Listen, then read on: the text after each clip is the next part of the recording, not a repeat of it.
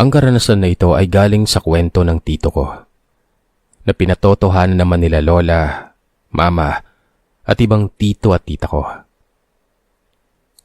Nangyari ito, dekada 90, kung kailan hindi pa ako pinapanganak at si tito naman ibinata pa. Yung lugar, wag mo na lamang pong banggitin, Sir Seth, dahil ang mga kalahi ng pamilyang ito ay sinasabing naroroon pa rin at kasalukuyang iwas sa mga tao at nakatira sa bundok. Tawagin na lamang natin si Tito sa pangalang Mario. Si Tito Mario ang pinakabata sa magkakapatid. 8 silang lahat. Yung mama ko yung panglima. Nung kabataan nga ni Tito ay napahinto siya ng pag-aaral pagkatapos ng high school. Ang gusto niyang ipurso talaga ay civil engineering sa college. Kaya ang ginawa niya ay pumunta ito sa karatig bayan na siguro nasa 3-4 na oras din ang layo sa kanila kung magbabas o shuttle service ka ngayon. Yung mga bus pa na sinasakyan niya ay mababagal tapos talagang ang biyahe limitado dati. Kaya saan mo na may mga kasabayan kang mga sako ng bigas, manok at mga biik nun. Pagdating niya doon ay nagtrabaho siya sa iba't ibang negosyo ng amo niya. Taga-ayos ng makina ng para sa palayan, taga-kilo ng mga feeds, pati produkto ng mga gamot pang spray ng mga halaman. Pero madalas nasa mga livestock siya, mga babuyan, at mga manok na 45 days old. Yung mga pinalalaki sa kulungan na may ilaw. Dito na din na-enjoy ni Tito ang mga ganitong gawain, na nagpadesisyon sa kanya na mag-aral na lamang ng agrikultura. Na masasabi kong naging successful naman siya dahil siya na ngayon ang nagre-retail ng mga kilalang spray sa palayan. Bukod sa naging karanasan ni Tito sa lugar na ito, ay meron din siyang karanasan sa isang uri ng nilalang. Isang uri ng nilalang na para kay Tito ay ang pinakamatalino at pinakadelikado sa lahat. Mga mahigit na 1 buwan si Tito doon sa trabaho niya nang magsimula siyang makaramdam ng kakaiba sa paligid. Minsan kapag nag-iisa siya at binubuksan ng incubator na ilaw ng mga sisiw ay nakakarinig siya ng sitsit. Minsan naman pakiramdam na may nakatingin sa kanya. Hindi ito posible doon sa lugar gawa ng sarado at mataas ang bakod ng manukan na ito. Tapos ay iisang pinto lamang ang palabas at papasok. Kapag walang tao sa loob ay nakalak ito. 3 lang ang merong kopya ng susian. Siya, ang amo niya, at ang isa pa nilang kasama na parang bisor nila. Meron ding mga gabi na magigising itong si Tito sa ingay ng sisiw at mga manok. Tapos ay pag sinisilip niya ang kulungan, merong mga kulungan na namamatayan ng ilaw. Hindi sira yung bulb nun. Sadyang may pumapatay lamang sa switch. May mga madaling araw din na nakakarinig siya ng ingay sa may bubungan ng tinitirhan niya. Yung bubungan pa naman na yun dati ay hindi kasing kapal ng mga yero ngayon. Ito yung mga klase ng yero na madaling mayupi o mabutas. Isang gabi, nagising si Tito sa kahulan ng mga aso sa kalapit bahay ng tinitirahan niya. Ang ibig sabihin ng kalapit bahay dito, Sir Seth, ay yung mga pinakamalapit na bahay doon sa tinitirahan niya kung saan naroroon din ang mga manukan. Pero malalayo pa rin ang mga ito. Siguro ay aabutin ka ng mga 20 minutos bago ka makarating sa susunod na bahay. Sadyang maririnig mo lang ang kahulan ng mga ito dahil na rin sa puro palayan at bundok ang nakapaligid doon. Pinakikiramdaman niya umano yung paligid gawa ng nakakarinig siya ng mga galaw sa palayan. Ang tinitirahan din kasi na ito ni Tito, tabing-tabi ng mga palay. Kaya rinig niya ang mga kalasan nito. Noong mga panahon na yun kasi, matataas na yung tubo at malapit na rin ang gapasan. Bukod pa doon ay meron siyang naririnig ng mga bulungan. Hindi ito ordinaryong boses ng mga tao. Ang mga boses na naririnig niya noong mga panahon na yon, pulido, malalaki, at sa bawat salitang binibitawan nila ay parang puno ng laway yung mga bibig. Parang nagmumumog habang nagsasalita. Ganon na ganon. Wala siyang naririnig na gaya ng ibang inaswang na tunog aso o baboy. Basta nung mga panahon na yon, alam niyang may kakaiba sa naririnig niya. Napabangon si Tito noon nang marinig yung kalasan ng mga manok at malakas na tunog ng pinto at gate papasok dun sa manukan. Tuloy pa rin yung bulungan na naririnig niya hanggang sa marinig niya yung mabibigat na yabag palapit sa pintuan. Kabadong-kabado siya noon. Yung pintuan pa ng tinitirahan ni Tito, gawa sa kawayan. Tapos ang lock ay kadena din, paikot sa pundasyon ng kawayan na iikot sa pinto. Tapos ang isa pang lock ay yung kawayan na isusuksok sa wire sa gitna ng pinto. At nakasuksok din sa isa pang wire na nakaikot din sa pundasyon ng bahay. Ganun pa yung lock niya dati. Maliwanag din yung buwan nun, kaya kita ni Tito yung anino na papalapit dun sa pintuan niya. Ganun pa rin ang bulungan nun. Para talagang puno ng laway yung mga bibig ng mga nagsasalita. Tapos ay konti lang yung hatak na ginawa sa kadena. Gumalaw lang ito ng konti at konting kalabog sa dingding sa tabi ng pintuan. Bago nawala ang mga anino. Malaki ang pagtataka ni Tito nun sa mga nangyari hanggang dumating ang kinaumagahan. Pagkabukas ng pinto ni Tito, ang unang bumungad sa kanya, mga lamang loob. Siguro kung wala kang alam sa mga livestock, siguradong magpapanik ka, pero dahil aware naman ito si Tito sa mga ganito, ay alam niyang lamang loob yun ng baboy. Ang pinagpapasalamat niya noon ay manukan yung binabantayan niya. At nasa isang lugar pa yung mga baboy ng amo niya, pero ang nakapagtataka doon, walang babuyan sa mga kalapit bahay nila. Saan nanggaling ang mga lamang loob na ito? Take note, Sir Seth. Hindi ganon kagaan ang mga lamang loob ng baboy. Mabibigat din yung mga ito. Sariwa pa umano ang mga lamang ito. At yung ibang parte ng dugo ay naipahid doon sa may pintuan. Medyo kinabahan si Tito nung pagpunta niya sa manukan. Yung gate kasi o pinto ay sira na. As in putol yung kandado. Hindi ito yung tipong naputol ng cutter o lagaring bakal kasi baliko ito nun. Para itong hinatak. Tapos ay pinihit hanggang sa maputol. Ng isang nilalang na may kakaibang lakas. Unless nagdala siya ng mga pliers noon para balikuin yung malaking kadena na ito, di ba? Muli ay nagpasalamat siya gawa ng walang nawala o nakulang sa mga manok at sisiw na naroroon.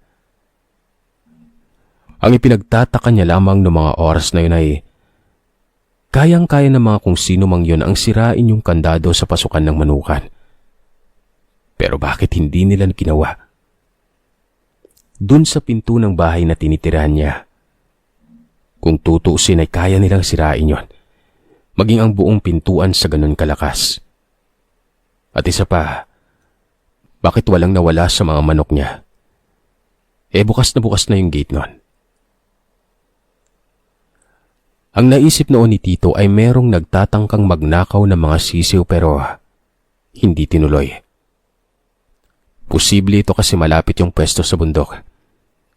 Tsaka napapalibutan sila ng mga palayan. Noong mga panahon din na yun ay uso pa ang mga tulisan sa lugar dahil mag-isa lamang si Tito. Nagamba ito na baka mamaya pinagpaplanuhan ng kung sino mang masasamang loob ang kunin lahat ng mga alaga doon. Pati siya mapahamak. Agad niya naman itong nireport sa boss niya. At sakto din naman dahil naghahanap lang din pala ito ng taong makakatulong niya doon sa manukan. Balak kasi nitong dagdagan pa mga sisiw. Naging kasama niya sa manukan ang 2 bagong recruit na trabahador noon. Natawagin na lamang natin sa pangalang Jury at Arnel. Magiging kampante na sana si Tito sa ganito, di ba? Pero hindi niya inakalang magiging simula pa lamang pala ito ng lahat ng kababalagan na mararanasan ni Tito. Pala kaibigan si Arnel. Maingay, matanong at mahilig din itong magluto. Kumbaga, siya yung chef nila lalo na sa tanghali. Taga-pamalengke din. Ito namang si Jury ay medyo strikto, pero maaasahan mo sa manukan. Marami itong alam pagdating sa pagkalikot ng mga wire at kuryente kapag nagkakaabiryang ilaw. Tahimik din ito. Malaki ang pinagkaiba ng 2 niyang bagong kasama. Mas nakapalagay ang loob niya si Arnel dahil nabanggit nga rin ito na malapit lamang siya sa bayan nila Tito. Samantalang si Jury, tahimik lang. Nagsasalita naman kapag sila lang 2 pero kapag 3 na sila, hindi na ito umiimik. Ni hindi niya rin nakikitang nag-uusap ang 2. Hindi niya na lamang din naman ginawang issue ito. At tumahimik na lamang din siya. Baka lang magkaiba ang ugali nilang 2 kaya ganon. Normal naman ang mga ilang araw nilang pagsasama pero hindi pa umabot ng 1 linggo ay nagsimula ng hindi maging komportable si Tito Mario. Lalo na kay Jury. Paano ba naman? May mga gabi na magigising itong si Tito at makikita niya itong si Jury na nakaupo. Nakatitig sa kanya. As in, tulala lamang yung tingin. Parang blanco. Ni minsan nga ay hindi niya pa naaabutan itong tulog kasi nauunang matulog itong si Tito. Pero paggising niya sa umaga, nauuna pang magising itong si Jury. Naisip nga nung una ni Tito na baka nababakla lang. Payat din kasi itong si Jury na matangkad tapos kalbo pa. May mga panahon din na wala ito sa loob ng tinitirahan nila. Ang kubo kasi na ito ay parisukat lang talaga at walang partition. Kaya kitang-kita mo yung paligid. Ang nakapagtataka, kahit na wala sa loob si Jury, nakalak pa rin ang pintuan. Basta, madalas na napapansin ni Tito na ganito lagi. Ito namang si Arnel. Nakita ni Tito isang hapon na mayroong kausap sa main road. Malayo sa tinitirhan nila. Parang pamilyar umano yung lalaki na kausap nito. Na para bang nakita niya na. Iniisip niya kung yung bisor nila o kamag-anak nung amo niya o yung taga sa kanila since kalapit bayan niya lang itong si Arnel. Basta sobrang pamilyar umano nitong kausap niya. Tapos ang nakapagtataka pa dito, pagkatapos itong kausapin ni Arnel ay naglakad lamang ito. Mabukid yung lugar na yun, Sir Seth. Kung wala kang pribadong sasakyan, ay kailangan mong maghintay ng habal para makarating sa kanto, kung saan dumadaan yung mga bus. Tapos isa pa, hapon na nun. Mga ganong oras ng mga panahon na yun ay walang bumabiyahe na kahit anong sasakyan sa gabi. Dahil na rin sa delikado ang lugar. Sabi ko nga, puno ng tulisan. Tinanong ko si Arnel kung sino yon. At ang sabi niya ay malayong kakilala umano. Tinanong ko ulit siya kung saan ang uwi nun gawa ng haponan. Meron naman umanong kakilala na malapit doon. Dito nagsimulang maging weirdo ang lahat ayon kay Tito. Halos gabi-gabi umano ay nagigising si Tito na mapupulikat. Sobrang ngalay ang mga paa niya. Naanimoy pagod na pagod. Tsaka, kahit panahon ng kapasan Sir Seth, ay sobrang lamig pa rin ng gabi. Yung simoy ng hangin, lalo na at presko yung kubo nila Tito pero pawis na pawis si Tito. Kahit gaano kaaga siyang matulog, parang pagod pa rin ito pag umaga. Parang sobrang kulang lagi ng tulog niya. Minsan naman, aakalain mong binabangungot ito sa panaginip na hindi niya maalala. Tapos ay magigising na lamang siya sa tapik nun. Pagkadilat niya, si Jury ay nakatitig sa kanya. Imbes na maging tahimik yung buhay ni Tito noon dahil sa mga kasama, para bang lalo siyang napagod sa mga nangyayari sa kanya. Lagpas 1 linggo nang bumisita yung boss ni Tito noon. Gawain na niya ito. Ang biglaan ng pagpunta sa mga negosyo niya. Paraan niya ito para makasiguradong ginagawa ng mga trabahador niya ang tama. Agad naman itong sinalubong ni Tito at sinamahan sa pag-inspeksyon. Doon na napansin ng boss niya na tila bang pagod ang mukha ni Tito. Hindi naman ito nangayayat o kung anuman. Basta puyat umano ito. At parang pagod kong tingnan. Naku Mario baka niyayak ang uminom niyang bagong kasama mo gabi-gabi. Hindi po. Sa katunayan, masipag silang dalawa Sagot ni Tito. Doon na napakunot ng noo ang boss niya. At halos mamutla si Tito Mario sa sinagot nito sa kanya. Dalawa? Isa lang ang pinadala ko dito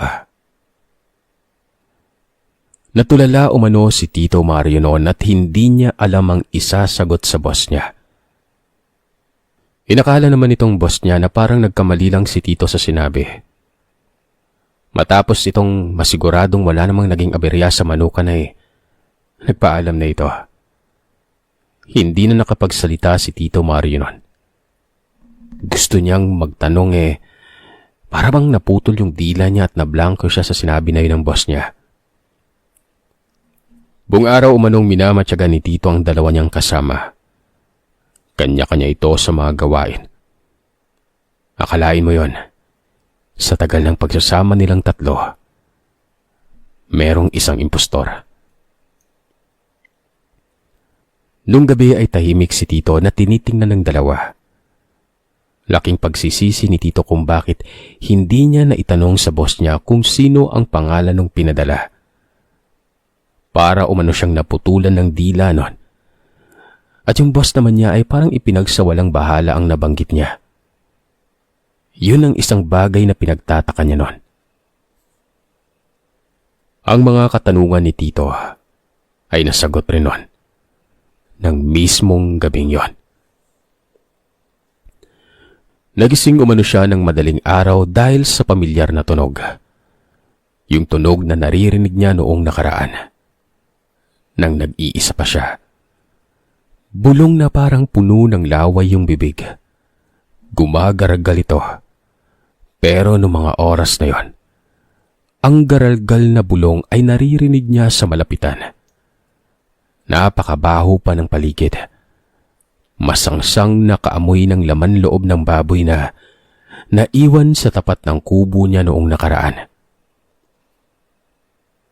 Pagdilat ni Tito, ay halos mapaiktad ito ng higaan. Nang makita si Arnel, nakatayo sa harap niya. Baluktot ang likuran. Namumula ang mga mata. Napakalaki na mga ngipin ito na matatalim.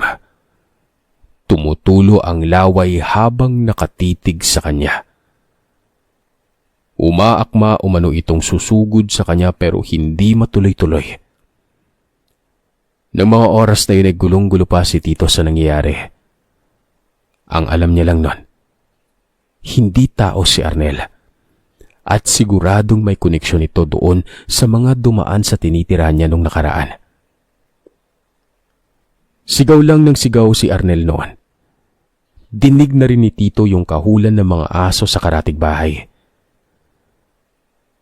Akala ni Tito ay katapusan niya pero nakailang talon umano ang nilalang na ito sa harap niya na pilit siyang inaabot hanggang sa sinira na lamang nito bigla yung pinto at mabilis na nagtatatakbo sa labas.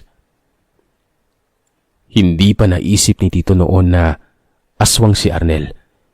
Gawa ng hindi ito nagbago ng anyo. Katulad ng aso, ibon o baboy. Basta kumuba lamang yon. Nagkapangil. Namula ang mga mata.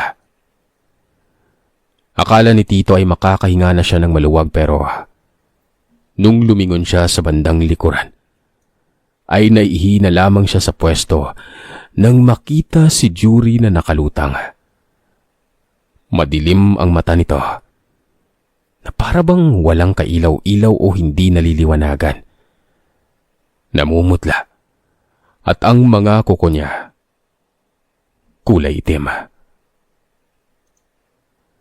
Ngumanga itong si Jury, kahit ang bibig niya ay walang kalaman-laman, walang ipin o ngalangala.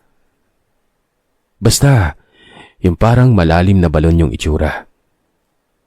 Tapos ay bigla na lamang itong laglaho na akala mo ay namamalikmata lamang si Tito. Hindi umano na-absorb ni Tito ang mga nangyari nun. Ilang araw siyang hindi nakakatulog. Yung pintuan na inayos niya ay halos ayaw na niyang buksan pagkagat ng dilim. Naparanoid na ito at halos mabaliw. Hanggang sa ika-4 na araw ay bumisita ang bisor nila. Yung may hawak pa ng isang susi. Naabutan na umano nito si Tito na inaapoy ng lagnat at dumudumi na lamang doon sa loob ng tinitirahan niya. Kinontak naman ng bisor niya yung boss nila dahil naikwento ng nilalagnat na si Tito yung lahat ng pinagdaanan niya at mapaniwalain din naman itong amo niya sa mga lamang lupa. Kaya dinala niya ito sa isang kurador. Ang kurador ay parang albularyo din pero iba ang mga ritual nito ayon kay Tito. Dahil nga sa may kaya yung boss niya, dito niya ito dinala. Ito yung klase ng albularyo na ang ginawa ay inakyat nila si Tito sa may bundok. Tapos ay gumawa sila ng isang malaking hukay kung saan ang dala-dala nitong mga kasangkapan. Tulad ng pinong mga dahon na parang abono. Mga tuyong ugat ng puno na iba-iba ang kulay. Basta parami pa itong inilagay doon. Ang hindi makalimutan ni Tito noon ay yung sariwang puso ng baboy at buhay na itim na sisiw. Ang mga ugat at pinong dahon na ito ay nilagay nila doon sa hukay. Sobrang lakas umano ng apoy nito nang sinindihan. Ang pagkakaalala pa ni Tito ay wala ng iba pang kahoy o kung ano paman ang nilagay doon. Basta nag-apoy lamang ito nang kiniskis ng korador na yon. Matagal umano itong naglalagablab at ang korador kasama ng misis niya at ng isang alalay ay nagsimulang umikot sa gilid ng apoy na yon. Hindi ko alam Sir Sat kung pamilyar ka sa ganitong ritual dito sa mga listeners nyo. Pero kung sakaling may nakakaalaman, sana ay makapag-comment sila. Salamat. Hindi pa niya alam kung ano ang ginawa sa sariwang puso ng baboy. Basta yung natatandaan niya lang ay hiniwa ang dibdib ng sisiw na itim. Pagkatapos ay tinapon ito doon sa apoy. At paulit-ulit siyang kumakanta. Sumasayaw sa lingwaheng parang galing pa umano sa mga ninuno natin. Ang mga ito ay hindi tumitigil sa ritual na ginagawa hanggat may apoy pa doon sa gitna ng sinasayawan nila. Nung namatay lamang ang apoy at bumuga ng isang malaking usok, saka tumigil sa pagsasayaw ang mga ito. At ito pa umano ang nakakamangha, Sir Seth. Yung itim na sisiw na hiniwa nila at tinapon sa apoy. Andun sa upos sa gitna. Buhay, nakatayo, humuhuni o sumisiyap. Iniharap umano siya doon sa usok. Kumbaga, ginawang tuob ang natira sa apoy na yon. Para siyang nililitsyon noong mga panahon na yon. Tagaktak yung pawis niya.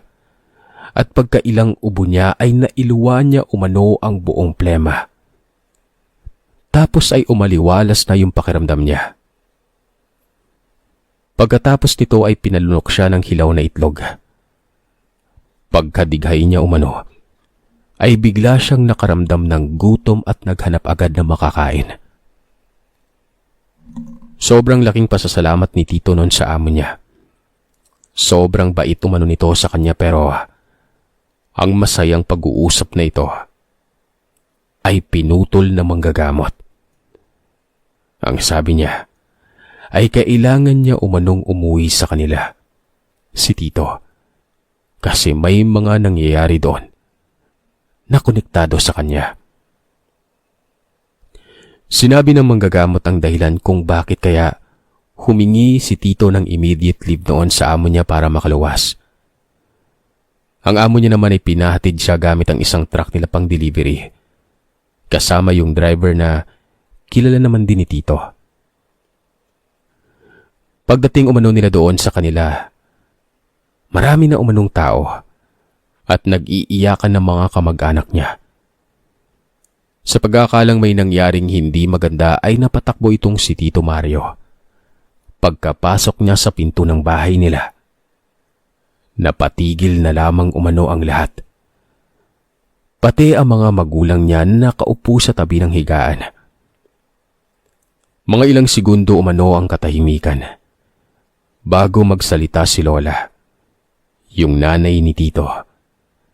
Magtatanong pa sana si Tito kung sino ang iniiyakan nila pero nagulat ang lahat nang pagtingin ng mga ito sa higaan ay isang malaking puno ng saging ang naroroon.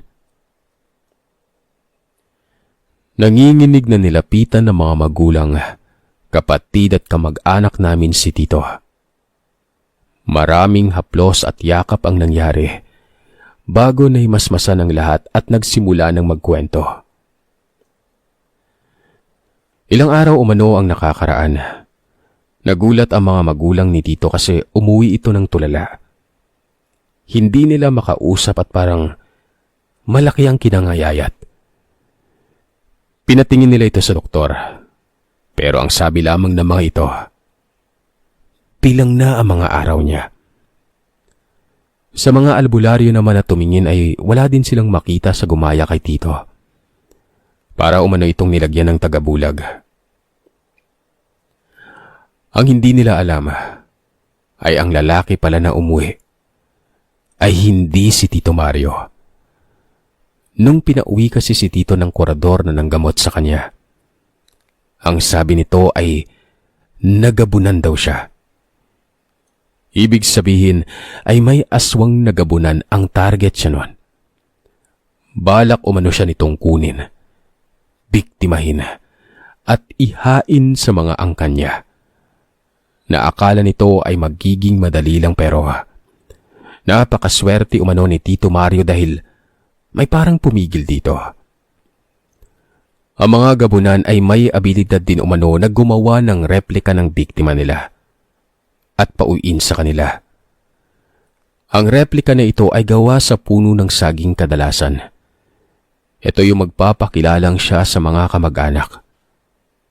Uuwi ito at mamamatay na lamang bigla para walang maghihinala sa pamilya ng biktima.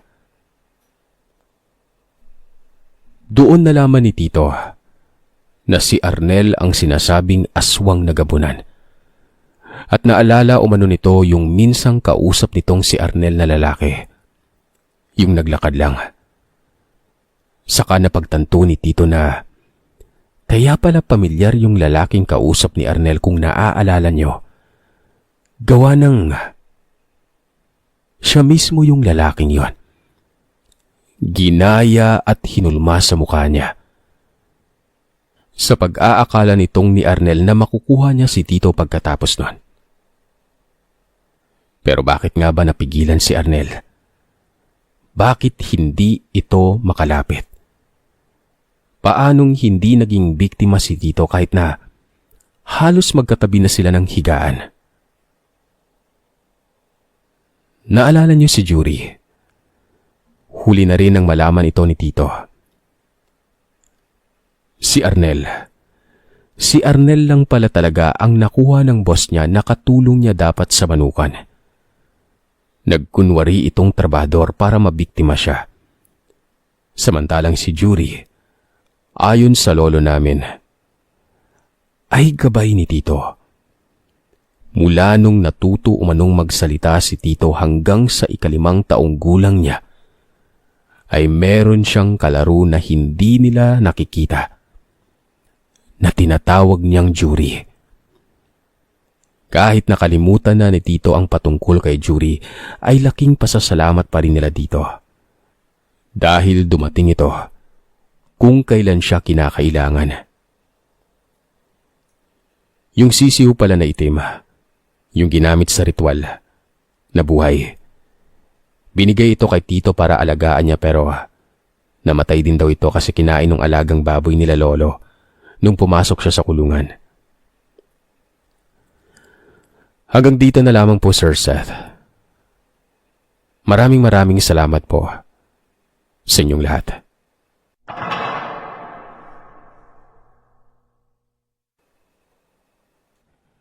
Itago niyo na lamang po ako sa pangalang Nonoy. Ang kwentong ibabahagi ko ay totoong karanasan ng lolo ko na kapatid ni Lola, mama ni Papang. Sa mga listeners po ng channel na ito, kung magtataka kayo kung bakit kailangan kong itago ang aking tunay na pagkakakilanlan, meron po kasing nangyari na hindi kaaya-aya na ginawa ang nabanggit kong lolo at lola sa lugar kung saan iikot ang mapapakinggan nyo na kwento. Nangyari ito sa isla ng Panay. Hindi ko nasasabihin ang eksaktong probinsya o syudad, lalong-lalo na ang eksaktong barangay. Itago niyo na lang sa pangalang Dado ang nasabi kong lolo. Taong 1976. Etong lolo ko ay walang alam pagdating sa panggagamot o kahit na anong may nalalaman ng mga salitang Latin. Pero kung pag-uusapan ay tapang, masasabi ko na si Lolo Dado, isa sa mga yon.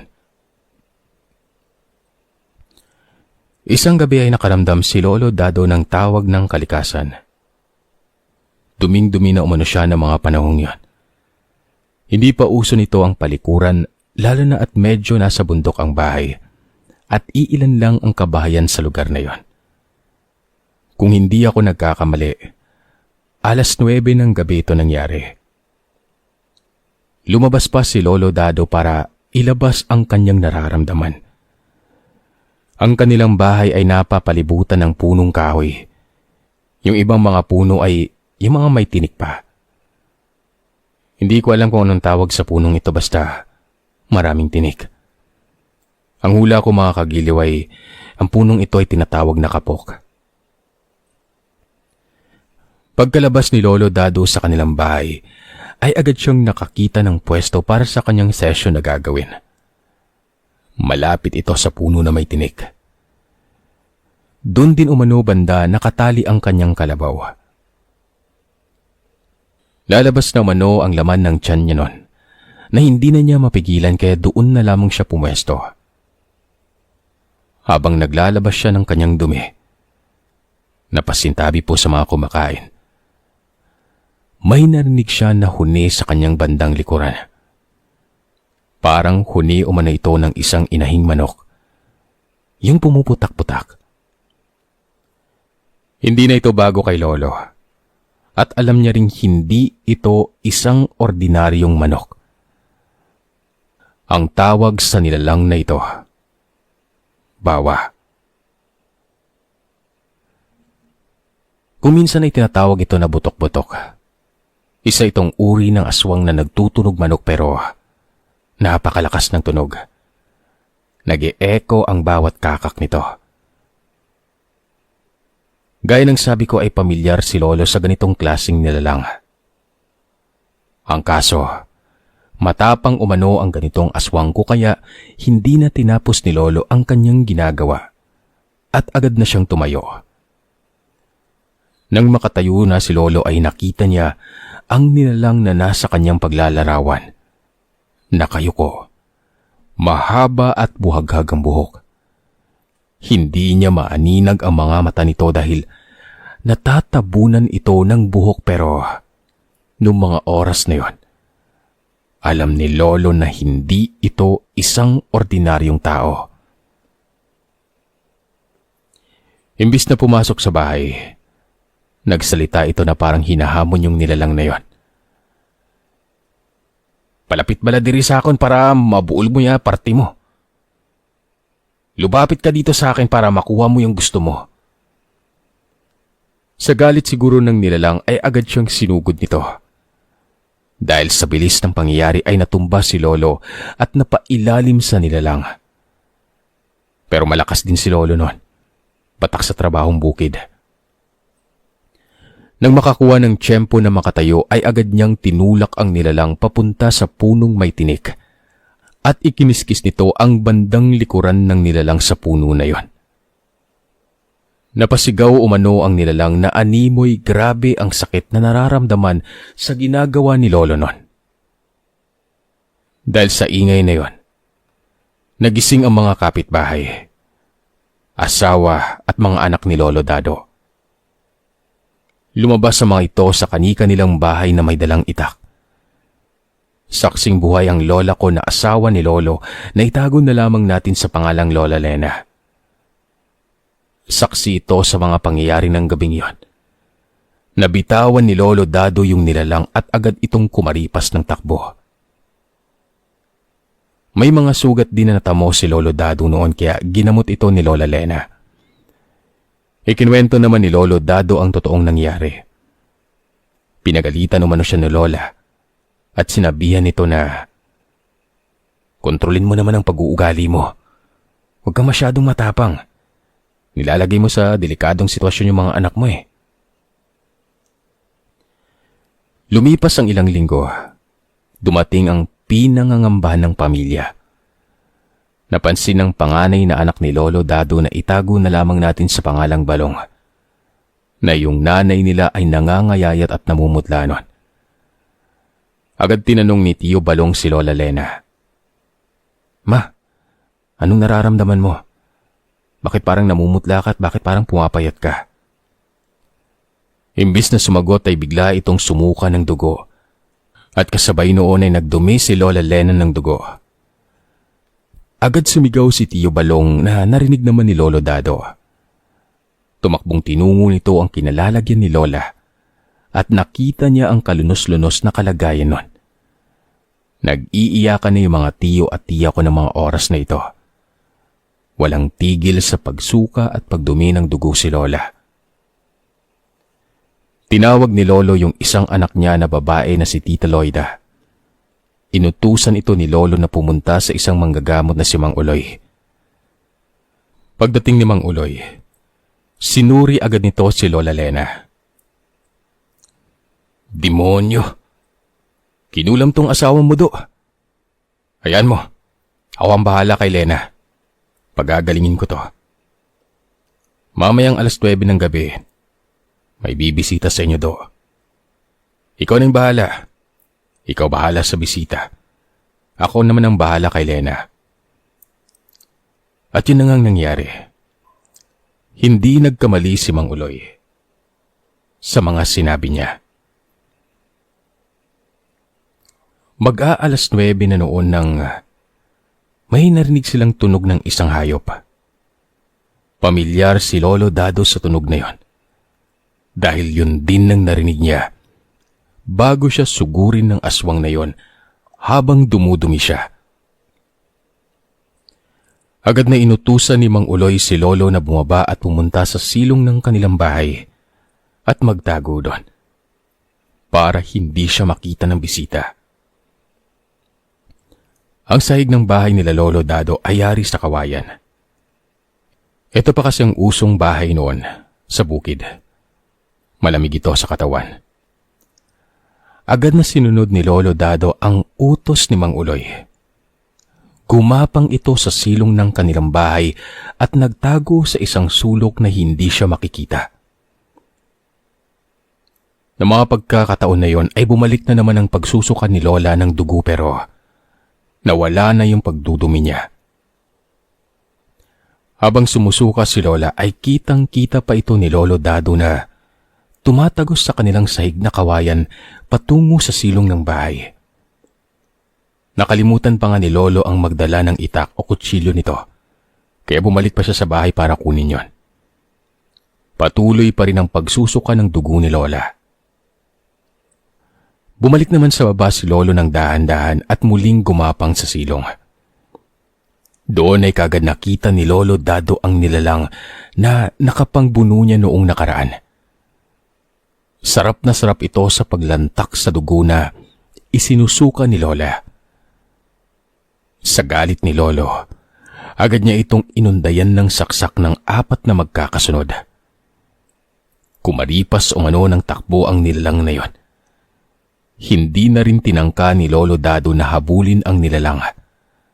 Alam niya kasing napuruhan niya ito.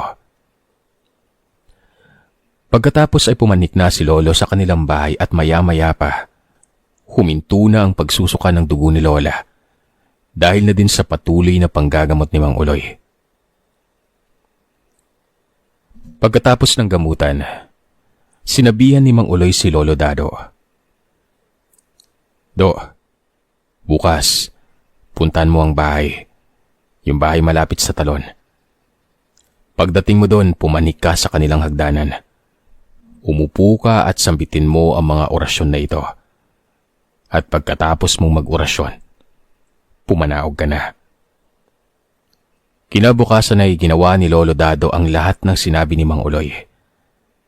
Pagkatapos sambitin ni Lolo yung mga orasyon, agad na siyang bumaba. Pagkababa nito sa hagdan ay may narinig itong mga iyakan. Naggaling sa loob ng bahay na animoy naghihinagpis sa sinapit ng kanilang kaanak.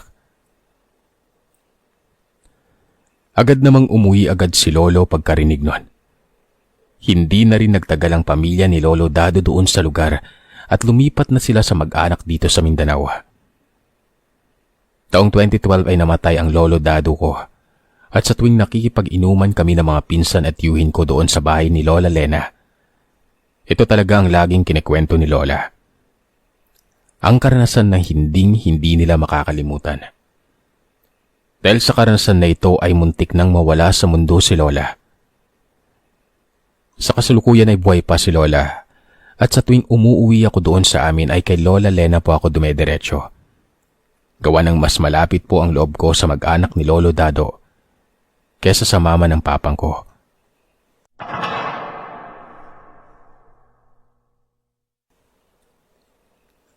Ako po si Timmy, taga Dumalag, Capiz. Pero ang karanasan ko na ito ay nangyari hindi sa Capiz, kundi sa isang lugar sa Iloilo. Hindi ko na sasabihin kung saan ito banda. Mahirap na. Baka buhay pa hanggang ngayon ang mga taong nagbigay sa akin ng nakakakilabot na karanasan kong ito. Nagdadalang tao ako noon sa kaisa-isahan kong anak. Taong 2008. 3 buwan akong buntis. Noong mga panahon na ito ay hindi ko alam na may laman na pala ang sinapupunan ko. Tuloy pa rin ako sa pagtatrabaho bilang isang checker sa isang depot ng soft drinks at beer dun sa Iloilo.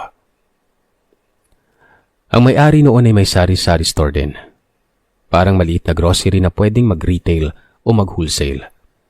Kapag walang delivery noon at ang mga nagdi-deliver ay umalis na, ay doon naman ako pumupunta sa may tindahan para tumulong sa pagtitinda. Asahan mong laging maraming customer noon. Kilala kasi yung mini grocery na ito sa lugar. Alauna ng hapon, habang naroroon ako para tumulong sa pagtitinda ay merong bumili na matanda. Asukal ang binili niya. Yung isang customer naman ang binili ay bigas. Bali yung kasama ko yung humarap doon sa matandang babae at ako yung umintindi doon sa bibili ng bigas. Nung nagkikilo na ako ay nahagip ng tingin ko yung matandang babae. Nakadipa ito sa labas ng tindahan. Nakanganga. Ang nagpanindig ng balahibo ko noon ay halos tumulo yung laway niya habang nakatitig sa akin. Pagtingin ko sa kanya ng diretsyo ay tinanong ko ito kung ayos lamang ba siya at bakit ganon yung posisyon niya. Parang bigla itong naalimpungatan. At ang sabi niya lang, hinihintay niya umano yung asukal. Sabay nguso doon sa kasama ko na nag-aayos ng binili niya. Ngumiti naman siya pero alam mo yung ngiting parang wala sa katinuan. Doon pa lamang ay naghinala na ako sa kung ano ba ang matandang yon pero medyo tagilid pa rin sa isip ko. Kung buntis ba ako? Gawa ng dinadatnan pa ako noon. Pero may spotting pa o konti lang yung lumalabas. Dahil na din siguro sa posibilidad hindi na ako nag-take ng risk. Kumuha na ako ng luya. Dinasalan ko yon. Tinali sa damit ko. Kinahapunan noon ay bumili ulit yung matanda. Tapos sa hindi maalis yung tingin niya sa akin. Medyo ma-attitude po akong tao, Sir Seth. Kaya ang ginawa ko ay inirapan ko siya noon tapos pinaringgan. Ang sabi ko, ang hirap na ng panahon ngayon. Matatalino na mga alagad ng demonyo. Kagaya ng mga lamang lupa at mga isinumpa. Pero pinahapiawan ko rin ng biro na mas nakakatakot yung adik kumpara sa aswang. Sabay nagtawanan kami. Nag-iba ang ekspresyon ng matanda. Sumimangot ito bigla at nag-iba din ng ugali. Sinabihan niya ang kasama ko na bilisan umano at huwag puro daldal. Nung gabing yon, hindi nakauwi ang tatay ng anak ko. Doon kasi sa pinagtatrabahuan namin ay mas sarili kaming kwarto sa taas. Yung ex ko, umuwi doon dati kapag gabi. Iisa lamang kasi ang amo namin. Yun lang ay nasa ibang branch siya naka-assign. Ang kasama ko na lamang noon ay si Belin na isa sa mga katrabaho ko. Medyo maalinsangan ng gabi noon kaya binuksan ko yung bintana para makapasok ang hangin. Nakatulog naman ako pero pagdating ng hating gabi, 12:00 o 1:00 ng madaling araw ay bigla akong nagising sa amoy na hindi ko maintindihan. Amoy imbornal na basta nakakasulasok. Maya-maya ay nakarinig ako ng parang hinihingal o humihinga galing sa labas ng bintana. Yung langis noon na binigay sa akin ni nanay ay bumubula na. Hindi ko alam kung pilya ba ako o nainis dahil sa kasagsagan ng gabi ay nagising ako noon. Ang ginawa ko ay kinuha ko yung organic spray na ginawa ko. Tinadtad ko yun ng luya, bawang, kalamansi at alkohol. Mabisa na organic insecticide yon at antibacterial. Pero hindi ko naman alam na magagamit ko rin yung laman nun sa mga nilalang. Pagka-spray ko doon sa bintana, alam mo yung parang may tinamaan ako. May pumagaspas, tapos ay lumipad papalayo. Nang marinig ko yon ay agad kong sinara yung bintana at hindi na ganun nakatulog ng maayos hanggang mag-umaga.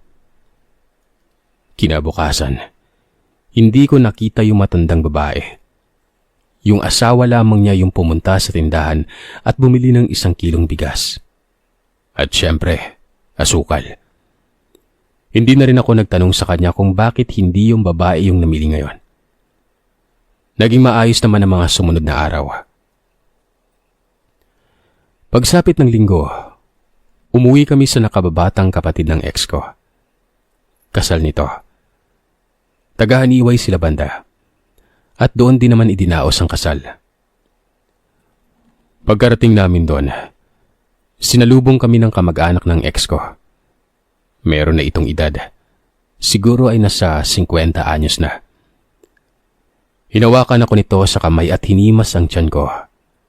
Tapos sabi niya bigla, lalaki umano yon at magiging panganay na apo ni Letty. Medyo nakakagulat yung gawa ng nalaman niya agad na buntis ako, pati ang kasarian. Noong mga panahon na yon, hindi ako sigurado kung buntis nga ba ako eh. Hindi rin ako nagsususuka, hindi mapili sa pagkain, maliban sa fudgy bar na pinapalamig ko tapos sinasawsaw sa coke bago kainin. Hinimas-himas niya yung tiyan ko noon tapos nung nakita ng binan ko ay dali-dali niya akong hinipan sa ulo. Kumuha ng luya at nilagyan ng cross sign ang pusod ko. Pinaalalahanan niya rin ako na mag-ingat sa pakikis sa lamuha sa iba. Lalo na doon sa kamag-anak nila na humimas ng tiyan ko.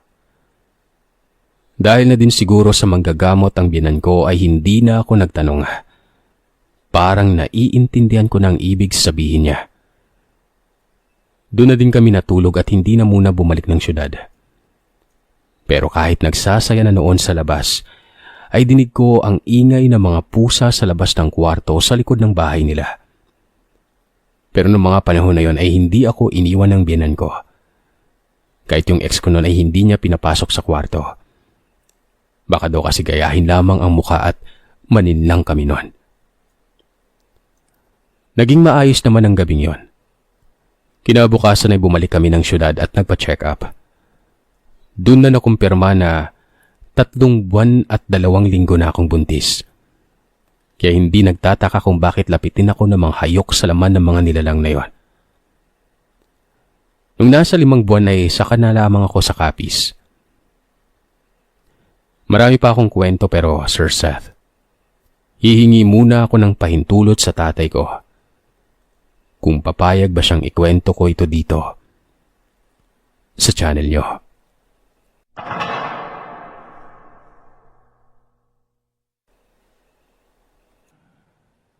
Taong 1987, sa isang lugar sa Eastern Samar. Umuwi si Bulano noon sa kanila para magbakasyon at para na rin mag-ikot-ikot para magturo ng mga aral ng Biblia. Si Bulano ay isang misyonaryo. Hilig niya nang magbasa at magbigay kaalaman tungkol sa may likha. Paborito niyang turuan ng mga bata dahil nag-i-enjoy ang mga ito sa mga kwento ng mga himala. Naikot na niya ang iba't ibang lugar sa Kalakhang, Maynila. At sa 15 taon niyang pagkawala sa lugar ng Samar, ay hindi niya inaasahan na may mangyayaring kababalagan sa kanyang pagbabalik doon. Bago pa man ito makarating ay binalaan na ito ng kanyang tiyo Antonio na mag-ingat. Noong mga panahon na yun ay mainit pa rin ang usap-usapan ng mga tao tungkol sa mga gumagalang aswang. Bantog ang isang matanda sa kanila na pangalanan na lamang Nating Mana. Hindi taga doon sa lugar nila pero bigla na lamang sumulpot kasama ng kanyang apo at naging residente doon. Itong babae umano ayon sa mga manggagamot sa kanilang lugar ay kilala bilang aswang. Ang bahay nila ay nag-iisang nakatayo sa kabilang pangpang sa ilog, kung saan ang mga magulang ng apo niya walang nakakaalam. Ayon pa sa kwento, ay may isa silang kabarangay na naligaw doon isang gabi sa bahay nila. Galing umano itong sakahan at hindi makatawid sa ilog dahil kakatapos pa lamang ng ulan at mataas pa ang agos ng tubig noon. Ang naabutan lamang umano noon ay ang apo nito na nag-iisang nakaupo sa harap ng gasera. Tahimik ito. Pero ang ipinagtataka ng magsasaka Napakaraming langis sa kusina nila. At isa na dito ay nakabukas sa gitna ng mesa. Naglakas loob kunin ng magsasaka ang isa sa mga langis na yon at nagmadaling umuwi sa kanila. Masasabi nilang napakaswerte noon dahil nagkataon na wala ang matanda sa bahay. Dahil ayon umano sa manggagamot, ang langis na nakuha niya ay galing sa Tagunlipon. Sa mga hindi nakakaalam kung ano ito, isa itong herbal na ginagamit ng mga aswang para mawala o mag-ibang anyo. Kapag pinahid nila ito sa kanilang katawan, hindi sila nakikita at kaya nilang maging hayop katulad ng baboy ramo at malaking aso. Nakumpirma pa mismo ito ng mga tao kasi mula umano nang mangyari ang pagpasok ng magsasaka sa bahay niya, ay hindi na daw ito nilulubayan ng matandang yon. Ilang madaling araw na niya itong nakakasalubong sa kahon kapag naglalakad siya papunta sa kanilang palayan. At kapag lumalagpas na ito sa kanya, ay nawawala ito at hindi mo makita kung saan pumunta.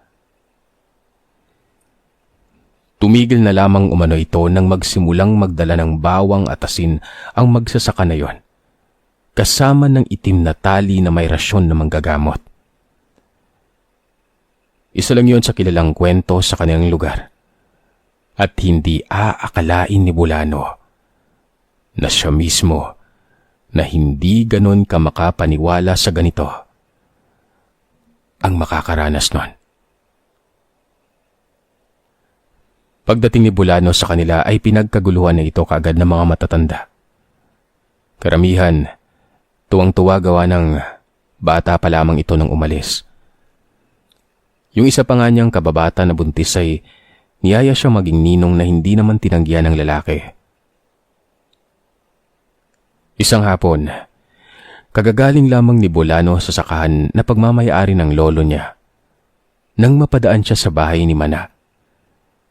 Dahil sa gawa sa kawayan ng kubo nito ay makikitang bukas ang gasera, kaya lumapit ang lalaki sa bahay na yon. Narinig ni Bulano ang boses na parang may inuusal ito. Sa unang hula niya, nagdadasal ito, kaya ganun na lamang ang tuwa niya at meron siyang masasabayan sa mga ganung uri ng kaugalian. Kumatok si Bulano sa pinto ng bahay, pero walang nagbubukas. Patuloy pa rin ang dasal na naririnig niya hanggang sa makakita siya ng isang siwang sa bintana nun. Sinilip niya yon. Bagay na pinagsisihan niya. Nakita niya ang matanda na nakaharap sa pader. Umuusal ito ng dasal na hindi niya maintindihan. Naglalaway ito. May langis na pinapahid sa katawan. Halos mapatid ang hininga ng lalaki nang tumigil ito at tumingin sa direksyon niya. Nanlilisik umano ang mga mata nito. Halos madapa ang lalaki na tumatakbo. Tumawid sa ilog at pagkarating sa kabilang ibayo ay lumingon nito. Na ayon sa kanya, ay dapat hindi na niya ginawa. Nakita niya ang matanda sa kabilang pangpang. Nakatingin ito sa kanya at nakangiti. Pag-uwi ni Bulano, agad itong nagkalagnat. Mataas umano ang lagnat ito na nanginginig pa siya habang pinupunasan ng kanyang lola. Buong magdamag na nakahiga lamang itong si Bulano. Ang akala nila nung una ay dahil nabasa lamang ito sa ilog o hindi kaya ay nahamugan pero may bumisita sa kanya nung gabing yon. Nagising ang lola niya sa isang kaluskos na galing sa bintana. Ang lola niya kasi ang pinakamalapit na nakahiga sa may bintana nun. Ang unang inakala nila, pusa lang, nang biglang may kumalabog sa mismong itaas ng bubungan. Sinundan ito ng mga kaluskos. Pwedeng pusa. Pero ayon sa lola niya, ay masyadong mabigat ang mga kaluskos na ito na parang pinupunit ang tahi ng pawid na bubungan. Sinundan pa ito ng ilang mga alulong na mga aso sa paligid. Kasabay nito, biglang nanginig at tumirik ang mata ni Bulano. Lalo itong inapoy ng lagnat. Ginising ng lola niya ang kanyang lolo para magbukas ng ilaw. Kumuha naman ang lola nito ng maligamgam na tubig at tsokolating gawa sa kakao para mapunasan at mapawisan ng binata. Ang mga kaluskos ay tuloy-tuloy pa rin. Parang naghahanap ito ng butas na mabubuksan. Mabuti na lang at ang lolo nito ay isang magaling na karpentero. Pulidong gumawa ng pawid at doble pa ang pagkakapatong nito sa kanilang bubungan. Ang mga kaluskos ay napalitan ng paulit-ulit na yapak. Nang magsimulang magsiga ang kanyang lolo sa kanilang dapog, goma, asukal at asin sa nagbabagang uling nun. Tila ba may naiiritang nilalang sa may bubungan dahil sa matapang na amoy at usok nun. Dahil marami ring alam ang lolo nito, ay may itinago itong isang maliit na kawayan na kung tawagin ay bagakay. Isa itong uri ng kawayan na maliit pero humahaba din ng ilang metro. Ipinatutuyo ito. Tinatapyasan sa dulo para tumulis. Pinanlalaban din umano ito sa mga aswang. Paulit-ulit na nagmumura ang lolo niya habang tinutusok-tusok ito sa bubungan nila. Hinamon pa ito ng lolo ni Bulano.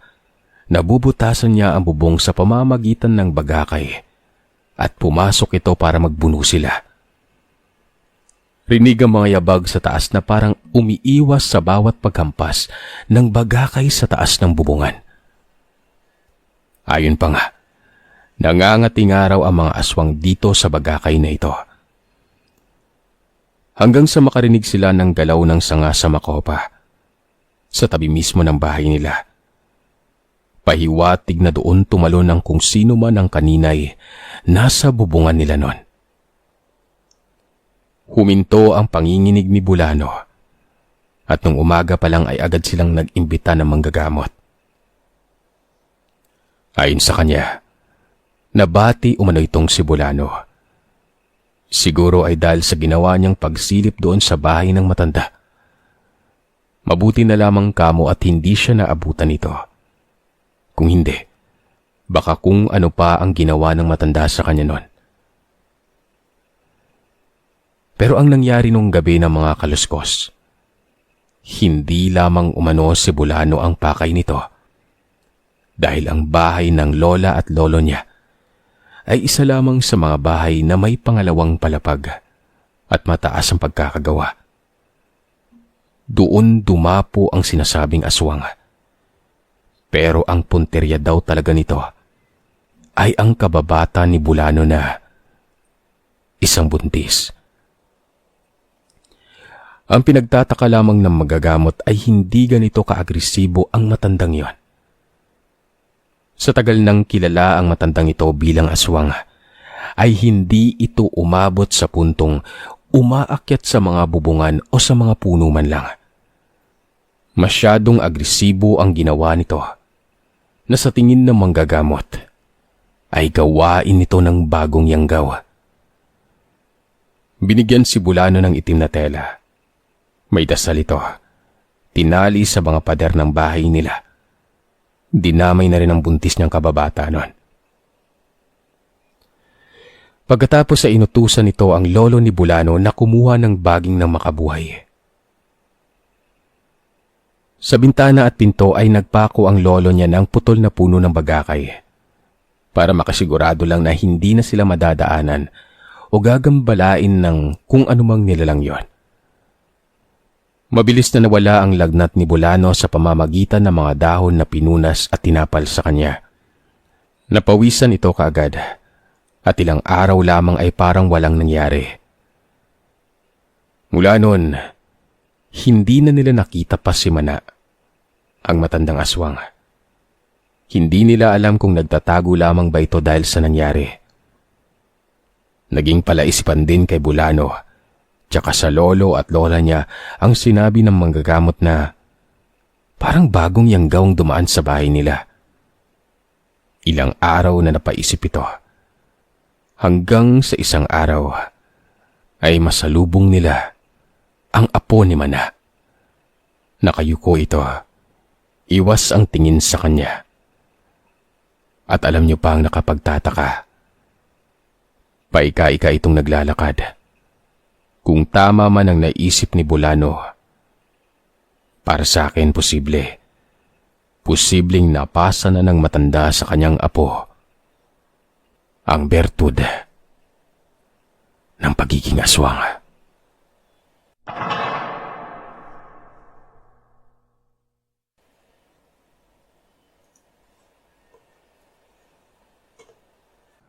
Ako si Juan. Ang kwentong ito ay tungkol sa kaibigan kong tawagin na lamang natin sa pangalang Epoy. At kaming dalawa ay taga-Biri, Northern Samar. 17 taong gulang pa lamang ako ay kaibigan ko na itong si Epoy. Mabait, simple kasama. Hindi siya yung tipong mahangin at pala kaibigan pa pero may isang bagay na medyo kakaiba sa kanya.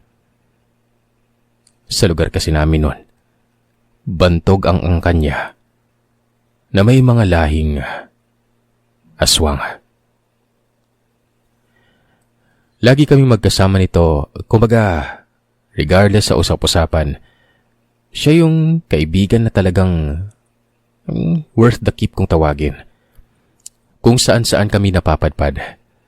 Tapos bata pa lamang kami, may bisyo na. Inom at yosi, patago. Sa edad kong yon, hindi pa ako ganon ka mapaniwala sa mga aswang. Kaya kahit ganon na lamang ang pagkalat ng mga kwento ay hindi ko nilubayan ang kaibigan ko. Minsan nga, kumakain pa kami sa iisang plato eh. Hindi natapos ang pagkakaibigan namin ni Epoy. Pero dahil na din sa sabi ng iilan na mag-ingat ay dumistansya ako ng konti nun. Bihira o minsan ay hindi ko na siya nakakasama. Iniwasan kumbaga. Wala namang naging problema kay Epoy yun. Nagkaroon pa nga siya ng ibang mga kaibigan eh. Siya nga pala Sir Seth. Sa angkan nila Epoy, ang kapatid ng lola niya ang may matunog na pangalan.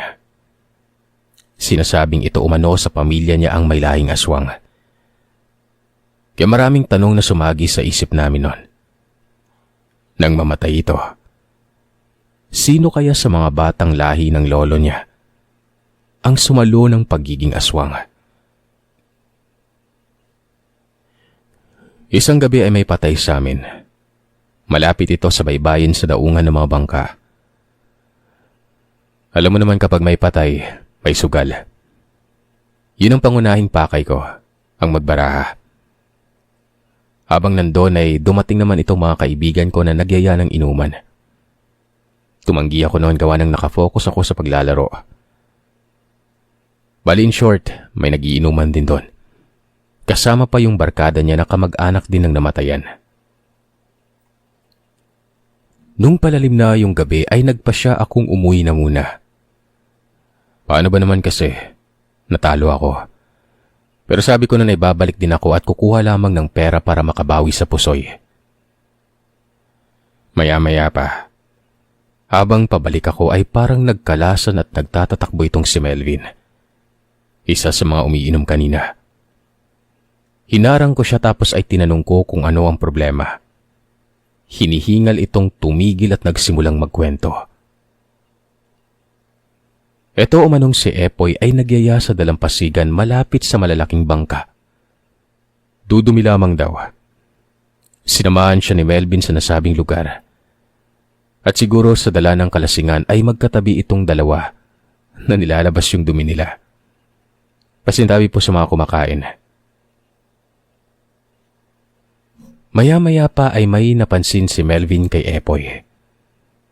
Medyo kakaiba umano ang pwesto nito habang dumudumi. Parang tuwad na tuwad. Yung tipong hindi na normal. Pare, anong posisyon yan? Patawang banggit ni Melvin.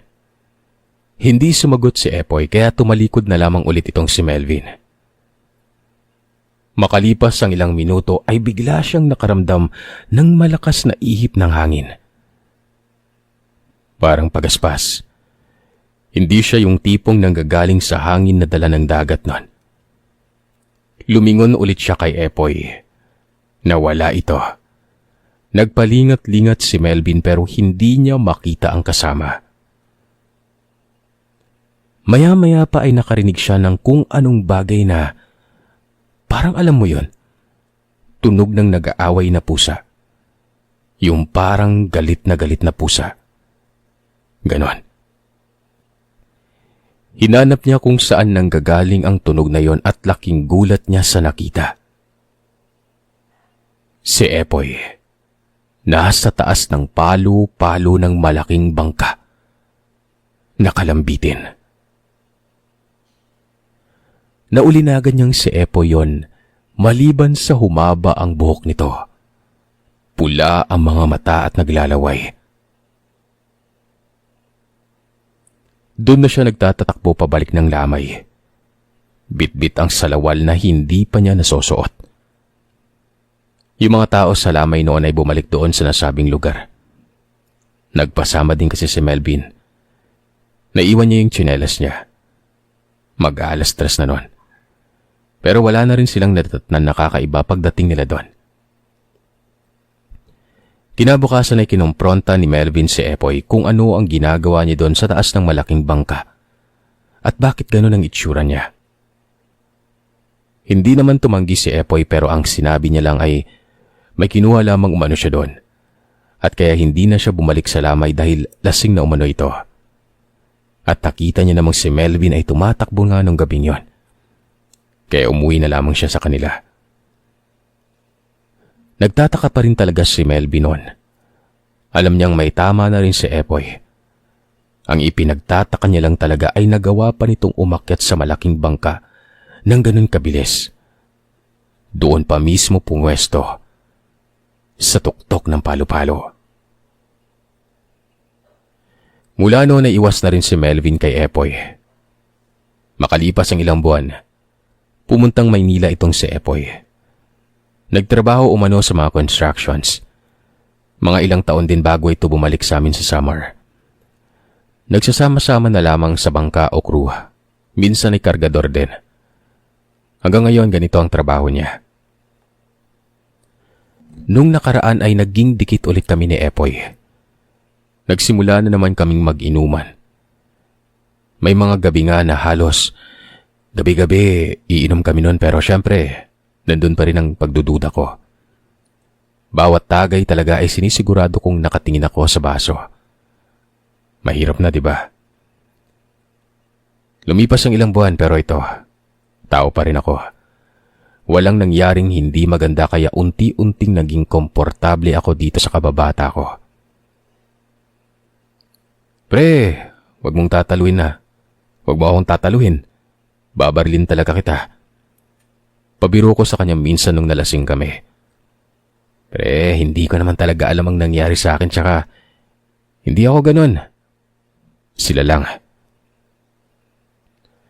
Doon ko naisip na malaki ang posibilidad na nahawaan na nga itong kaibigan ko pero posibleng hindi niya ito makontrol. Isinantabi ko na lang kahit papano ang issue na yon. Aswang man o hindi si Epoy, ay isa ito sa pinakamabait kong kaibigan. Sabi ko nga ayoko ng kaibigan na maingay at nagyayabang kapag nakainom. Si Epoy kasi ay mabait talaga. Sumusunod pa to sa utos ng walang reklamo. Pero merong isang pangyayari, yung huli naming inuman na nagpadesisyon sa akin na umiwas na lamang ulit sa kanya. Maaga pa lamang noon ay niyaya ko si Epoy na mag-inuman sa bahay. Sagot ko na ang pulutan. Pumayag naman ito. Sabi ko mga 7:30. Pero maaga pa lamang ay naroroon na siya agad sa bahay kaya inutusan ko na lamang muna siya na bumili ng Emperador Light. Biniro ko pa nga na lumipad siya habang hinahanda ko yung pulutan eh. Tumawa lamang ito at umalis na para bumili. Ang pulutan namin noon ay pugita o pusit. Nilaga ko lamang ito tapos hinanda kong sausawan ay yung toyo, bawang, sibuyas at sili na may pinigaang kalamansi. Meron pa akong itinabi na inihaw na isda. Pinigaan ko rin ito ng kalamansi noon. Pagdating niya ay nagulat siya sa dami ng pulutan namin. Sabi ko naman ayos lang. Minsanan lang naman at para matagal na rin malasing.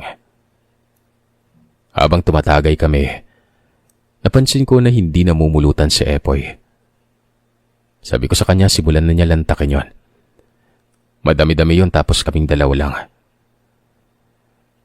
Hindi ko siya maintindihan. Hindi siya mapakali. Yosi ng yosi. Ang sabi niya lang sa akin ay maya-maya umano. Dahil sa pamimilit ko ay pumayag na lamang ito. Kumuha ng pusit tapos kinain nun. Hindi ito kumibo. Pero mga ilang minuto lamang ng pagnguya niya ay niluwa niya rin yon. Nagpaalam ito na tatabi lang umano kasi nasusuka siya. Hinayaan ko naman. Nagtaka pa nga ako gawa ng may problema kaya sa pagluto ko sa pusit nun. Pagbalik niya ay naramdaman ko na kaagad na parang medyo may kakaiba sa kanya. Hindi ito makatingin ng maayos tapos namumula ang mga mata. Biniro ko naman ito. Sabi ko, hindi ka pa nga lasing, sumuka ka na. Alam ko naman na malakas na manginginom yon. Matibay pagdating sa magdamagang laklak ng alak. Ang sagot lamang niya ito sa akin ay ayaw niya ng pusit kaya isda na lamang umano yung pupulutan niya. Kakasubo pa lamang ng isda no nang bigla na naman siyang napatigil nun. Hindi ito mapakali. Naduduwal. Daig pang buntis. Agad siyang tumayo at sumuka na naman. Nag-aalala na ako ng konti nun. Tinanong kung kaya pa ba niyang uminom. Sabi niya wala lamang siya sa kondisyon. Tapos ay bigla itong nagtanong ng, Pre, pinigaan mo ba ng kalamansi yung isda? Umuo naman ako sa tanong niya. Alisin mo yan, pre. Pangit ng lasa tsaka hindi ko gusto yung amoy eh. Doon ko napagtanto ang mga sabi ng mga matatanda nun na ayaw ng mga nilalang na ito ang kalamansi. Inalis ko na lamang lahat ng pulutan namin at nagpapak na lamang kami ng butong pakwan. Nang palalim na ang gabi ay medyo may tama na rin kami. Nagpaalam na itong umuwi. Ako naman ay nagligpit at nagpahinga na rin. Nung gabi na yon ay hindi ako mapakali.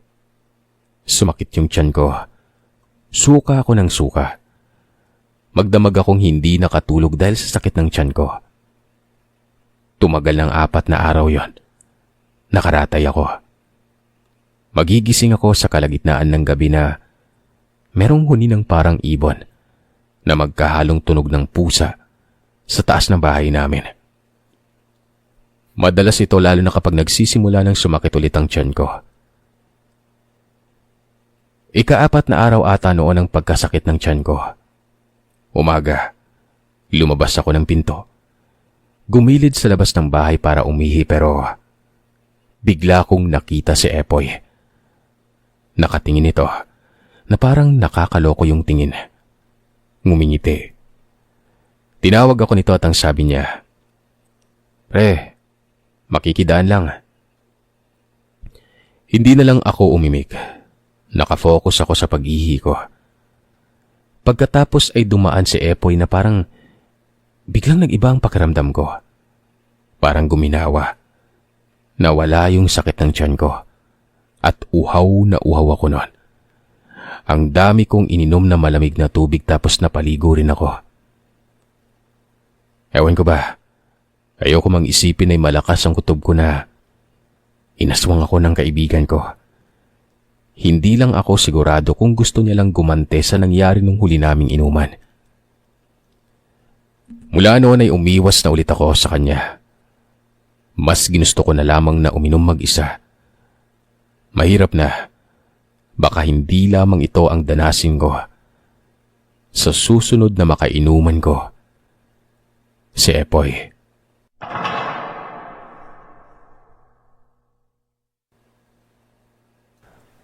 Early 2000, Urbis Tondo, Pangasinan. Nasa 13 taong gulang ako noon. Nagbakasyon kami doon sa tita ko kasama si Papang. Marami akong pinsan. At syempre kapag may mga ganitong bakasyon at sa tuwing bumibisita si Papang ay hindi matigil ang kasiyahan at inuman pagsapit ng gabi. Alas 10 ng gabi noon. Patuloy pa rin ang inuman nila.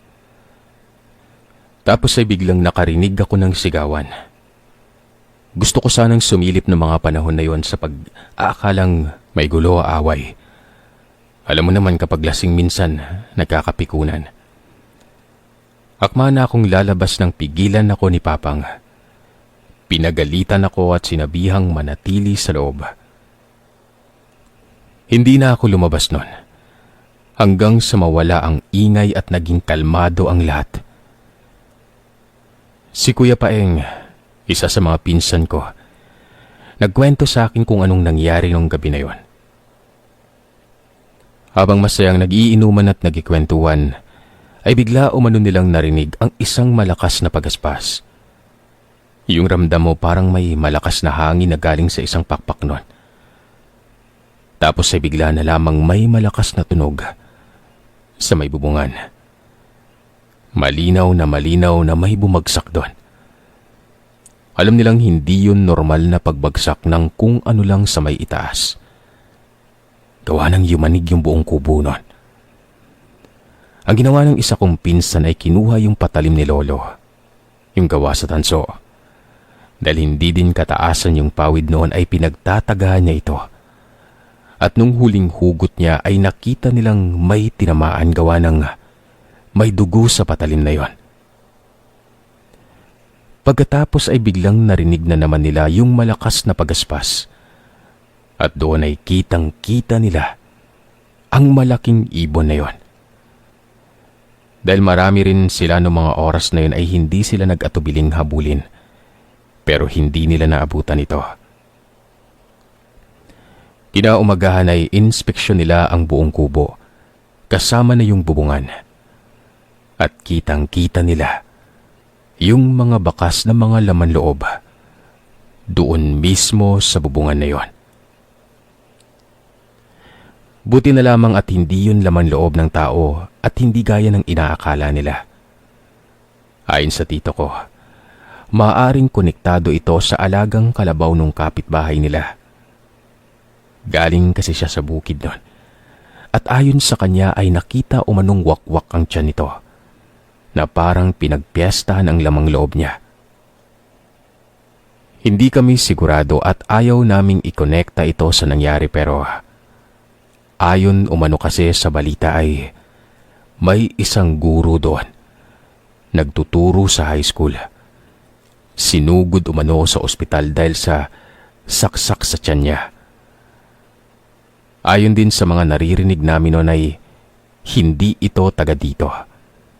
Galing umano yon ng Visayas at walang nakakakilala sa lugar namin noon. Matapos mangyari ang lahat ng yon, ay bigla na lamang umanong nawala ang teacher na yon. Ayon sa mga nakakita sa kanya, umalis na lamang ito nang walang binibigay na dahilan.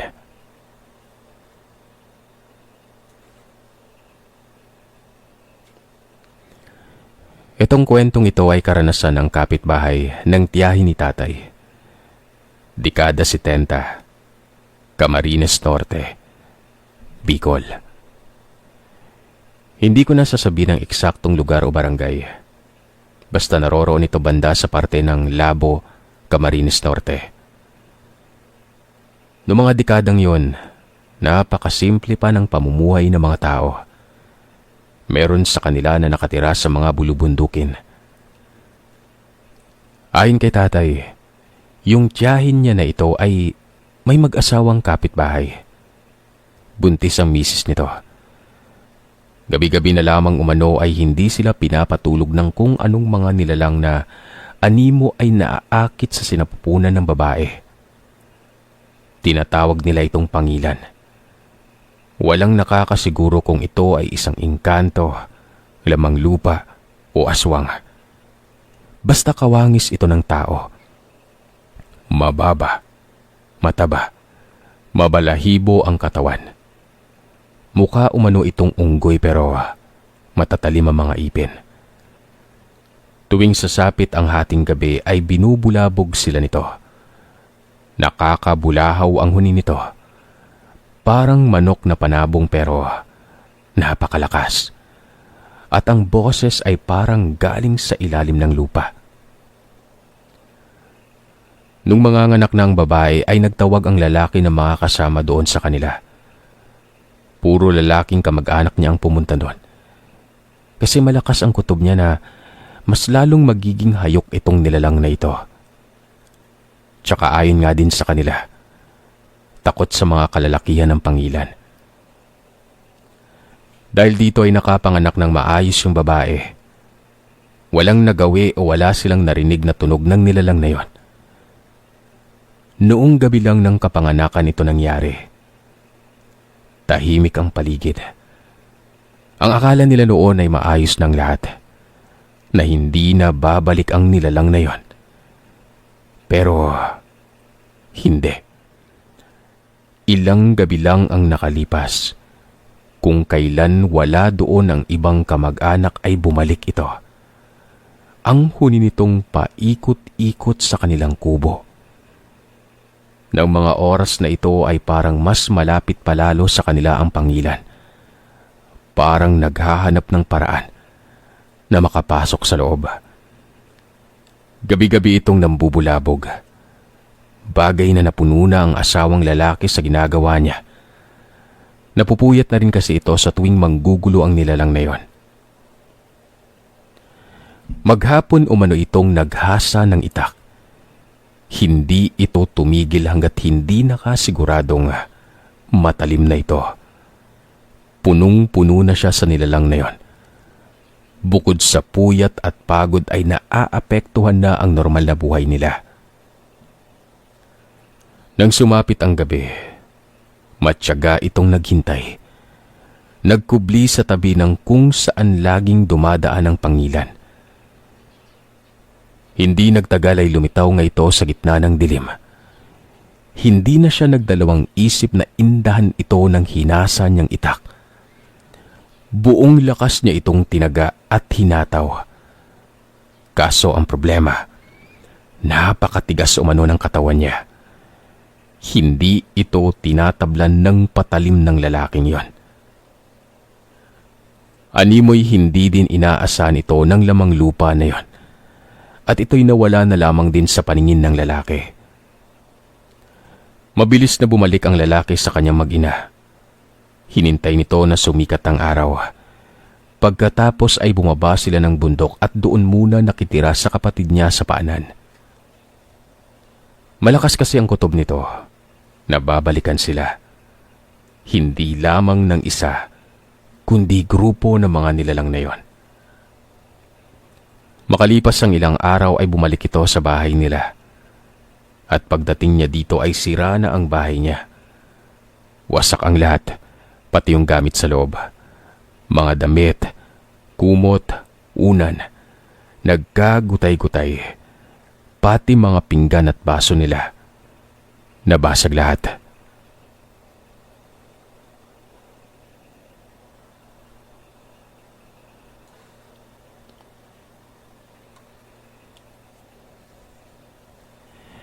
Ito po ang kwento ni Tita Sayong, kapatid ni Mama. Hindi po totoong kapatid sa dugo. Si Sayong ay inampon nila lolo at lola nung siya ay 16 na taong gulang pa lamang. Bakit? Ito ang dahilan. Ikinuwento niya at ni mama ito sa akin mga ilang taon na ang nakalipas nung wala pa sila sa States. Si mama at si tita ay original po na matalik na magkaibigan. Magkaklase sila mula elementarya. At dahil maliit lamang ang lugar nila sa baryo at kahit ilang kilometro ang layo ng school nila noon, hindi sila napaghihiwalay kahit sa section. Masaya laging magkasama ang dalawang ito. Bukod pa kasi doon ay wala nang ibang kaibigan si Tita Sayong. Bakit? Kilalang aswang umano ang pamilya nito. Yung nanay niya umano ay nasa 60 ng edad noon. Pero nagkaroon pa ito ng bunso. At yun ay si tita. Kilalang aswang ang nanay niya sa kanila. Hindi ito yung tipong haka-haka lang o hindi ito yung sira lang ng bait. Sinasabing nakuha ng nanay ni Tita Sayong sa lolo nito ang pagiging aswang. Kilala nga rin itong paligid-ligid sa kanila. Ilang beses na rin itong sinugod dahil sa maraming beses na itong nahuli nang magsasaka sa isang malaking puno malapit sa kanila na ngumangasab na mga laman loob ng hayop. Pero bakit hindi nila pinapalayas? Dahil takot silang mabalikan. Ang lolo umano nitong si tita ang umamin sa kabarangay nila na ang mga binibiktima lang nitong mga hayop ay ang mga hayop sa kabilang baryo. Baka kasi kapag pinalayas nila ito, ang mga buhay naman nila ang mapinsala. Sobrang tagal na nang nangyari na yan, Sir Seth. Mga 20s o 30s pa. Tapos itong nanay ni Tita Sayong, bata pa lamang ay nagkaroon na rin ng anak. Sa edad siguro ng 18. Dahil din kasi ng mga panahon na yun ay talagang kung gusto mo nang mag-asawa, go lang.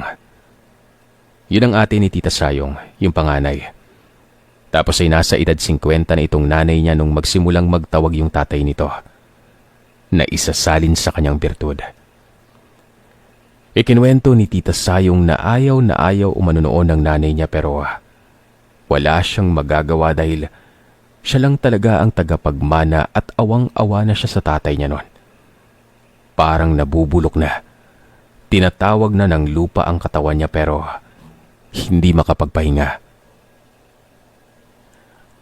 Matapos makuha ng nanay ni tita noon ang pagiging aswang, ay lumipat na ito sa looban, malapit sa ilog. Basta hanggang doon lamang umano ang kwento sa kanya ng nanay niya na naalala niya. Tapos ayun na nga, sa edad ng nanay niya na 60 ay nagawa pa itong makabuo. At siya yun. Pero hanggang doon na lamang din. Ni hindi na sinabi ng nanay ni Tita Sayong kung nasaan ang tatay niya. Kahit na binansagang aswang ay mabait umano kay mama ang nanay ni Tita Sayong. Nung una ay natatakot ito. Niyaya ito ni Tita Sayong sa kanila na hindi niya pinaalam kina lola noon. Kasi sina lola, ayaw din nilang lumapit si mama doon sa tirahan nila. Ang kubo umano nila, simple lang. Hindi yung malansa o yung napapanood nyo sa TV na nakakatakot. Basta literal na kubo. Wala din itong mga langis o kakaibang gamit na makikita ayon sa mga nakita lamang ni mama. Nakailang ulit na rin sila doon. Nakakalaro din nila minsan yung ate ni Tita Sayong na mahigit 30 anyos yung agwat sa kanya. Mabait din ito.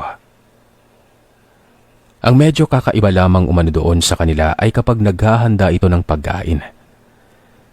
Ni minsan ay hindi nila nakikitang nakikisalo ito pero lagi niya umanong tinatabihan si mama ng kalamansi. Parang ginagawa niya umano itong biro na wala daw halong kung ano ang pagkain kahit pigaan niya pa ng kalamansi yon.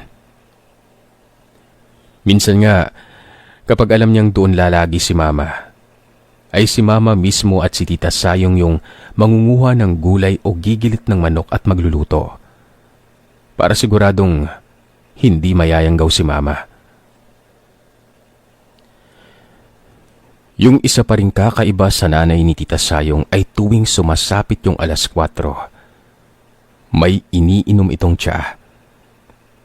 Napapansin lamang ito ni Mama lagi. Ay naman kay Tita, ang tsaa umano na ito ay parang sa malayo pa kinukuha ng nanay niya. Tapos meron siyang tubig na hiwalay. Nasa isang tapayan na siya lang yung magbubukas dapat. Tapos ayun yung ginagawa niyang pantsaa. Minsan naman kapag lumampas na ng 4:00 ay pinagsasabihan na si Mama o si Tita Sayong na kailangan nang umuwi ni Mama. Nag-iiba na umano yung aura nito. Si Tita Sayong naman ay hindi na niya kinikwento kung anong nangyayari sa nanay niya pagkaalis ni Mama noon. Ramdaman naman namin na ayaw niya. Nang maglalabing-6 na taon na nga itong si Tita ay nakita na lamang ito nila Mama sa labas ng bahay nila isang gabi. Umiiyak, hindi makapagsalita. Ayon naman dito kay Tita ay wala na siyang masyadong maalala nung panahon na yon. Basta tumatakbo na lamang umano siya noon na takot na takot. Merong kulang sa alaala ni Tita hanggang ngayon. Kung paano siya napadpad kina Mama. Na maski siya, hindi talaga niya maalala. Kahit anong balik nila Mama noon sa kanya, ayaw lang siya ng ayaw umano. Kaya nung mga sumunod na araw ay doon muna ito nakitira sa kanila. Nung pangalawang gabi noon ni Tita Sayong sa bahay, ay saka na umano sila nakaramdam ng pangbubulabog. Nagising sila na umiiktad si Tita sa higaan. Parang namimilipit sa sakit. Tapos ang bubungan nila Mama noon ay hindi lamang kaluskos yung natamo. Talagang pukpok umano. As in kumakalabog na parang hindi mo maintindihan. Ang masama pa noon ay walang kilalang albularyo na taga doon sa kanila. Mawawala na lamang ang pukpok na ito pag malapit ng mag-umaga. Siya nga pala Sir Seth, itong si Tita Sayong pala ay huminto na ng pag-aaral ng mga panahon na yon. Si Mama naman ay tuloy-tuloy kasi medyo may kaya sila nun. At itsundo din si Mama ni Lolo. Kasi mula nung doon tumira si Tita Sayong ay laging may bumubuntot sa kanyang itim na aso na parang palagi siyang sinusundan. Kaya sobrang takot din ng mga magulang ni Mama nun. Lumala pa ang lahat nung minsan na bumisita na naman yung nilalang na yun sa bubong. Dito ay parang mas malakas na umano ito. Niyuyugyug niya na ang bubungan nila Mama. Hinayaan lamang nila ito. At yung lolo ko naman ay lagi na lamang daw may itak sa tabi at buong magdamag lang na ninermon. Yun nga lang kinaumagahan, ang mga alagaing aso ni Lolo. 3 yun. Nangamatay lahat. Alam niyo na din siguro kung ano ang mga itsura nito. Gaya ng mga nabibiktima mga hayop ng nilalang na yon. Gusto na ring umalis ni Tita Sayong noon sa iya. Naiyak sila Mama noon at Tita nung ikwento ito pero sobrang bait po ng lolo at lola ko. Talagang hindi nila binitawan si Tita. Kaya nung sumunod na gabing yon, nung bumisita na naman ng madaling araw ang nilalang ay hindi na po nila napigilan si Tita. Lumabas ito ng bahay. Nagsisisigaw. Inulit niya pa yung sinabi niya habang nagkikwento pero hindi ko maintindihan gawa ng native language po nila sa Visayas yon. Pero ang ibig sabihin umano noon ay lubayan na siya. Huwag na umanong bumalik. Pagkatapos ay bumalik na ito sa bahay. Doon na natigil ang pagaspas sa bubungan. Tapos ay para umano itong bumaba ng lupa noon dahil dinig po nila ang pagbagsak sa bakuran. May umiiyak pa. Alam mo yung parang nananangis, parang nasasaktan. Dahil tinakwil siya ng isang taong mahalaga sa kanya. Yun na ang huling pagpaparamdam nung nilalang na yon. Ayaw mang isipin nila Mama at Tita ay wala nang iba umano yon kundi ang nanay ni Tita. Mga ilang buwan lamang noon ay nagpamanila na sila at doon na ulit nag-aral si Tita at inampun na nila ito. Malaki ang naging utang na loob ni tita kina mama. Hanggang ngayon ay wala pa itong asawa. Ginugugol niya ang oras niya sa pag-aalaga kina lolo sa ibang bansa. Wala na rin siyang balita sa kapatid niya at sa nanay niya. Para kay tita, ayaw niya na ring malaman ang mga nangyari. Basta doon sa lugar nila ngayon, sibilisado na rin ang mga tao. Meron na nga rin doong isang kilalang mall. Tapos kokonti na lamang ang mga bukid. Ibang-iba na kesa doon pa sila nakatira.